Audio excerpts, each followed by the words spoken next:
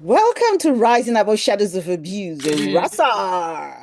How can someone begin to strengthen their connection to their higher self daily? All the things I've said, that's what the whole thing's been geared towards, is hearing more of your higher self and giving in less and less to the habitual thoughts that drag you down. We're meant So to be when you, going higher. yeah, thank you. So when you're talking about habitual thoughts, I'm thinking that's over rumination or irrational thoughts.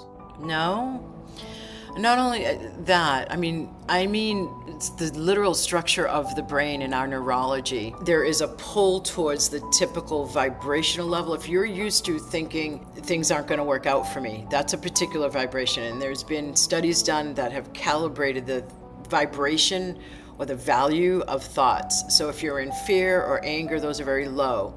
If you're in Christ consciousness, that's the highest. The Ah, yeah. second highest is joyous creation, which is interesting. Joyous creation is the second highest vibratory thought form underneath Christ consciousness. So if you're down there in anger or fear or worry or doubt, all of these have pulling momentums, so to speak. So I'm talking about working with our neuroplasticity and changing habitual, the way that you're used to thinking with that certain tone or that certain vibration overall of that certain level of like doubt, cynicism versus excitement over your day, excitement over the choices you get to make today, excitement to be in a body again. Each of those that you can feel are obviously, there's a comparison between them and they have a momentum to them, and you just keep thinking the same level of that kind of thought. That's the habitual thought patterns I'm talking about. So when you do the clearing and the activation of the back of the house consciousness, you raise your whole game and give your self-talk a higher vibrational overall stance, so that you're going to be more propelled to think a new habitual thought pattern at a new higher frequency, Frequency. closer to your higher self. So in a way, that's a way of supercharging your thought patterns to If be you can, high. Yeah. yeah. Okay. So, what are hidden energetic blocks and how do they manifest in our lives? Oh, I've already answered that earlier on. Yeah, but I know you answered that. You've already answered that. But I was wondering, do they actually affect the way our body system works? Completely and entirely. So a chakra means wheel from Sanskrit to English, and it's the intersection of the mind, the body, and the spirit. And when we talk about the mind, I'm talking about the conscious mind, the thoughts you hear, and the unconscious and the subconscious. Yeah? I'm even talking about what some people call the super consciousness. This is out of the yogic teachings, the body and the spirit, turning the vital life force energy, or the prana, or the ki as in Reiki, or the chi as in Qigong, the vital life force energy.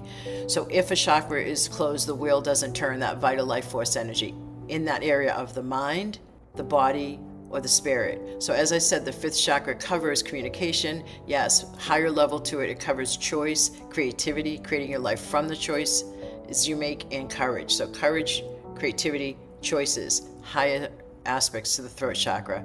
So if I feel I am blocked from being able to create my life, if you're listening to me and you're like, this woman's whacked, I don't have any choice here, I have to stay in this job because I've got to support my family, there's no choice for me, your neck's going to be tight. It's That true. vital life force energy isn't turning the buoyancy to the tissue or the musculature in that area, so it's tight, it's contracted. It's the same thing with mind, body, and spirit. A chakra is an intersection of the three. So the part of the mind it correlates to, like creativity, I don't have the choice. I don't have the choice, courage, creativity, to create my life. I have to do this. So you can hear the mind element. There is the unconscious conclusion. You're not even going to necessarily hear yourself saying, I can't do that. You're just going to stay in that job and think you have no choice. Right? That's what I'm talking about. When you get this back of the house stuff cleared, like you may have seen your father go about diligently working and your mother going about diligently working, having no time. Maybe you were the one who helped raise your siblings that were younger than you, and all you saw life as was burden and responsibility and work. So you're going to have that unconsciously, and you're never going to see the opportunity of, I could own my own business and actually make money as a possibility. So those are all examples of what you asked. Thank you so much. So, invariably, what you're saying is that it might be a generational thing that needs to be broken. That's part of what I clear in every clearing and activation I do. Imprints from your parents and ancestry. Yes. And I can go, it Thank goes back 7 generations and it goes forward too. I've had clients notice their daughters and notice ancestors communicating to them more in a freedom, like with their mother and with their grandmother. Like it affects who are alive, mother and grandmother are alive and daughter is alive, for example. And you can see and they're not even interacting, talking about it necessarily, but the person's subtle energy system has changed. So where the power struggles are, which is the solar plexus or the upper belly area, they'll be out of the power struggle. My client who's shifted, and then the like, if the mother's used to having a power struggle with my client, the mother is like left poking to trigger, and that is gone in my client. So then the mother ends up shifting, and no words are ever said, or the mother doesn't shift, but no words are ever said. It's really interesting to watch the dynamics with this example, loved ones, intimate partners change when there's not even any verbal direct communication about what my client is doing. But because they're changing, it causes the other to have to shift because it's energy. Thank you. How do we balance ambition with inner peace? I think that's very vital. They're very intertwined. You have more inner peace the more you honor your genuine ambition, not externally imposed ambition, like a conclusion you hear driving your strategies and goals.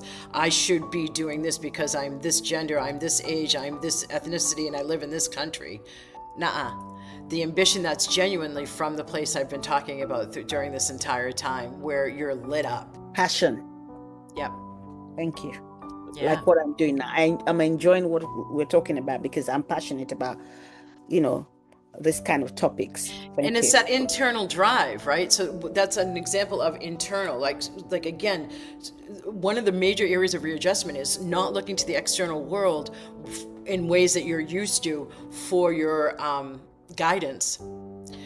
Good, get a mentor, yes, but hopefully if that mentor is good, they're going to be helping you tune more into yourself at the higher level. Yes, thank you. So, how can spirituality be integrated into everyday life without feeling overwhelming or disconnected from reality?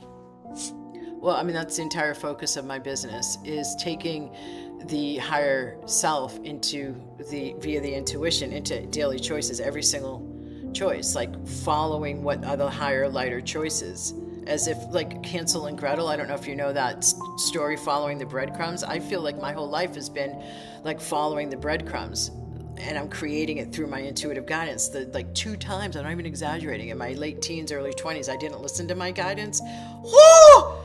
So I learned, okay, I gotta listen, because it creates so much more when you're following it in your daily life choices, instead of resisting it or doubting it or not wanting to. So it takes a certain level of discipline to rise to that level of tuning out external voices and influences and following what you know is I don't mean to say follow your truth. That's not what I'm saying.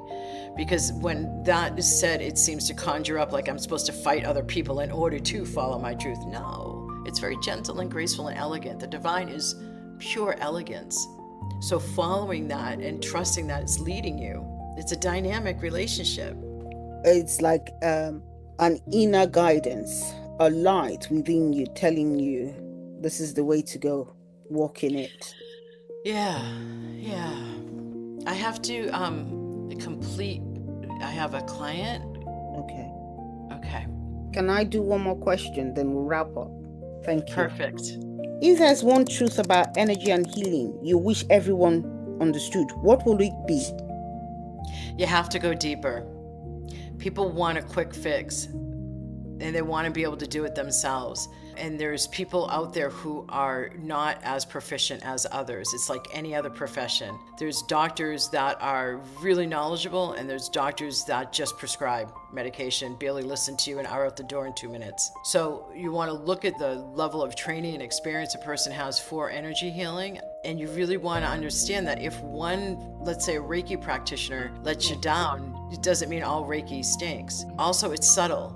And we're very conditioned to expect things to be big and loud and noticeable. But the subtle energy system is where energy is. And so one of the main things I would love people to know is that one subtle energy shift and another subtle energy shift and another subtle energy shift add up to affect the physical. But it doesn't work like things do at the physical level, or like clicking on a link and then buying something, then having it show right up on your screen. It's not necessarily instant like that until you can get more and more able to observe at deeper and more subtle levels intuitively. So it involves a little bit of trust, but we are in humanity's awakening times. You're meant to be awakening to more than just the physical.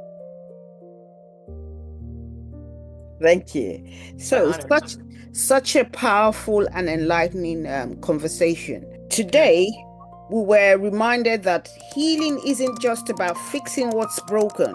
It's about remembering who we truly are, aligning with our energy, reconnecting with our higher self, and living from a place of purpose, clarity, and intention. To our guests, thank you, Dr. Alison J.K., for sharing your wisdom, your presence, and your work with us.